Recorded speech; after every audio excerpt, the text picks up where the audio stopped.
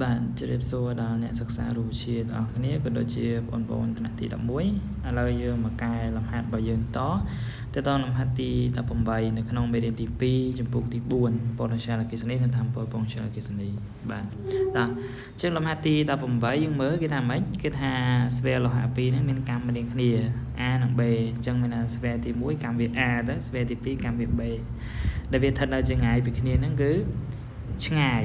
ท่านได้จงง่ายง่ายปีนี้và ปัญหาสเวต่างปีนั้นวิถีบ้านจองที่เด็กใส่หล่อมวยแต่บางสิ่งอย่างก็ตะเลประตูสอบสเวต่างปีนี่คือกุยจึงตรังเคลียร์กับหลายสเวต่างปีมีประตูสอบคือกุยนี้เมนทายังโยบรรทุกกุยนี้สมานังบรรทุกในสเวที่มวยยังต่างเวคืออาเจ้าโบกอยู่มวยนั้นสเวที่ปีหนึ่งไงปีทางสอบคือจีพอบงในบรรทุกนอนทางประโจคนี้và hai mũi tít cả lại ní Canada kênh vậy tha spare thằng pí năng thở ban top shop đặc sai là hạ mũi chân men tha bị admin ca bản tê electron pi spare mũi từ can spare một tiết là hốt đo lại khăn lống lùm nằng trên là không cả này lùm nâng mà dẫn ai để dẫn chạp ban cần sắp cả lại nắng cứ video từ lơ ba tập phút mũi đi squat tha chip tay ekip potential chẳng trong tay ekip potential cứ potential trăng cho đội mũi smart năng potential trăng cho đội mới tiết men tha là lơ tay nắng cứ miền tập lại potential với smart ស្មើគ្នាបាទអញ្ចឹងសំណួរកបើយើងគេឲ្យយើងរកបន្ទុកនៃ sphere នីមួយៗខគេឲ្យយើងកណនី potential របស់ sphere នីមួយៗផងដែរ potential គេស្ដីណាអញ្ចឹងនេះយើងមានចំណាំនៅខាងក្រៅមួយហើយគេថានៅពេលដែល sphere ហ្នឹងត្រូវបានបន្តភ្ជាប់គ្នាដោយខ្សែឆ្មានោះមានន័យថា potential គេស្ដីត្រង់ចំណុចទាំងពីរនេះគឺមានតម្លៃស្មើគ្នាបាទតោះអញ្ចឹងយើងមើលដំណោះស្រាយតែម្ដងទៅដំណោះស្រាយគេថាឲ្យយើងកណនីបន្ទុក ចឹងទី1យើងដឹងហើយថាបន្ទុកនៃ sphere គឺបន្ទុកវានឹងរាយនៅលើផ្ទៃរបស់ sphere នឹងឯងរាយ smart side លើផ្ទៃរបស់ sphere ហ្មងណាអញ្ចឹងបើសិនជាយើងសិក្សាលើ sphere ទី1មានន័យថាបន្ទុកហ្នឹងវានឹងបង្កើត potential នៅត្រង់ផ្ចិតរបស់វាអញ្ចឹងត្រង់ផ្ចិតយើងវាស់ពីផ្ចិតមកដល់ផ្ទៃដែលវាមានបន្ទុកហ្នឹងគឺជាកម្មវាស់ពីផ្ចិតមកដល់ផ្ទៃខាងនៃរង្វង់អញ្ចឹងណាមិនកម្មហ៎អញ្ចឹងនាំឲ្យកន្លែងនេះយើងបែងចែកទៅជា2យើងសិក្សាចំពោះ sphere A និងចំពោះ sphere B ដែលចំពោះ sphere A របស់យើងសិក្សាឲ្យវាបង្កើត potential ត្រង់ ផ្ចិតរបស់វាគឺមានកម្ម A អញ្ចឹងយើងបាន VA ស្មើនឹងប៉ុណ្ណេះយើងមានរង្វាន់ហើយណាគឺ9 ក៏ដល់ស្គន4គាត់នឹងបន្ទុក A ចែកទៅនឹងចម្ងាយដែលវាទៅបង្កើតចឹងគឺ A ដូចគ្នាដែរចំពោះ potential ត្រង់ផ្ចិតដែលមានកម្ម B អញ្ចឹងយើងបាន VB កន្លែងហ្នឹងគឺស្មើ9ក៏ដល់ស្គន4ក៏ដូចជាគុណនឹងគុយ B ចែកហ្នឹង B ទូចបាទហើយនៅពេលដែលយើងដឹងមិញទៅពេលដែលយើងយក sphere ទាំងពីរទៅភ្ជាប់គ្នាដោយខ្សែឆ្មាអញ្ចឹងមានថា potential ត្រង់ចំណុចទាំងពីរហ្នឹងគឺស្មើគ្នាអញ្ចឹងបានយើងទាញកន្លែងហ្នឹងយើងនេះ VA អានេះ VB អញ្ចឹងយើងអាចយកកសំតង់ចុងត្រង់ចំណុច A ស្មើតង់ចុងត្រង់សំដៅ potential អគ្គិសនីត្រង់ A ស្មើ potential អគ្គិសនីត្រង់ចំណុច B អញ្ចឹងយើងជំនួសរូបមន្តវាទៅ VA នៅលើនេះហើយ VB នៅលើនេះយកមកជំនួសមកអញ្ចឹងយើងបានប៉ុណ្ណេះបាទក្រោយមកយើងសង្កេតឃើញថាអីដែលដូចគ្នាគឺ9ក៏ដល់ស្គន4អញ្ចឹងយើងអាចសម្រួលចោលទៅអញ្ចឹងគឺយើងបានសល់កសោប៉ុណ្ណេះគឺសល់គុយ A នៅលើ A ទូចស្មើគុយ B នៅលើ B ទូចអញ្ចឹងខ្ញុំបោះវាឲ្យជាប់អនុគមទៅនឹងអថេមួយទៀតទៅអញ្ចឹងខ្ញុំបោះរកគុយ A ទៅអញ្ចឹងយើងរុញ A ភាគបែង A នេះទៅភាគយកវិញអញ្ចឹងវាបានទៅជា A នៅលើ B គុណនឹងគុយ B ដែលខ្ញុំតាំងវាជាសមីការផ្កាយចោលទៅ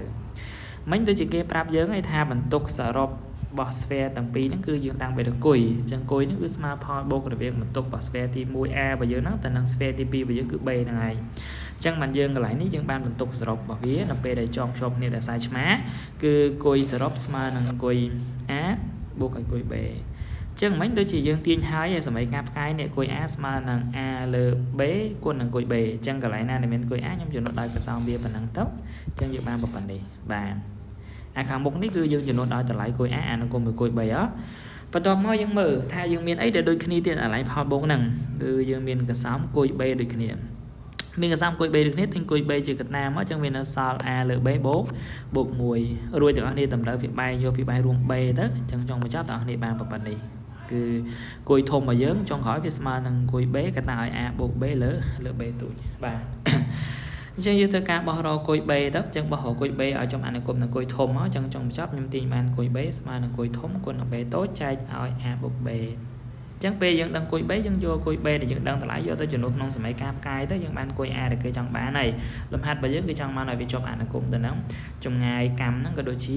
បើគុយធំគុយសរុបអញ្ចឹងយើងបោះទៅនេះពេលដែលយើងជួសទៅអាកន្លែងដែលមានគុយ B របស់យើងវាមិនស្មើនឹងគុយធំ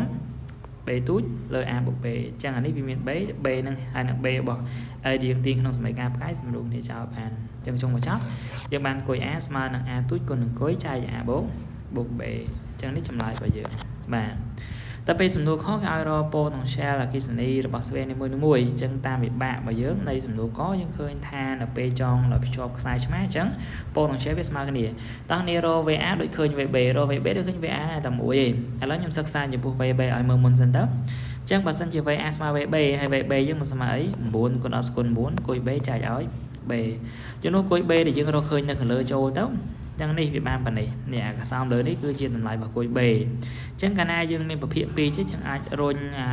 ភាគបាយនៅភាគលើនេះមកក្រោមបានអញ្ចឹងវាទៅជា A បូក B ហ្នឹងក៏តែឲ្យ B នៅភាគបាយហ្នឹងស្រាប់អញ្ចឹងបានយើងបានកសោមម្នាក់បាទ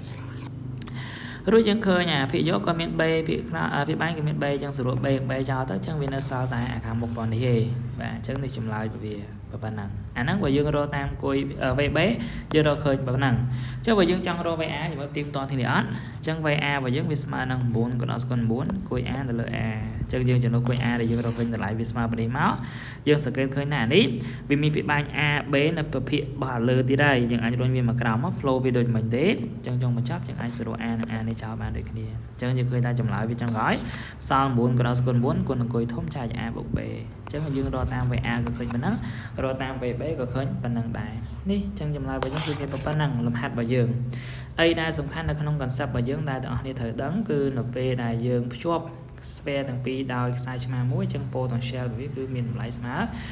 គ្នាបាទដែលខ្ញុំដាក់នៅក្នុងចំណាំនេះហើយតែម្ដងអូខេតើអញ្ចឹងវីដេអូនេះដើម្បីកុំឲ្យវែងខ្ញុំគិតថាមានប៉ុណ្ណឹង yes យើងអាចបញ្ចប់វីដេអូនឹងបានអរគុណច្រើនដល់អ្នកគ្នា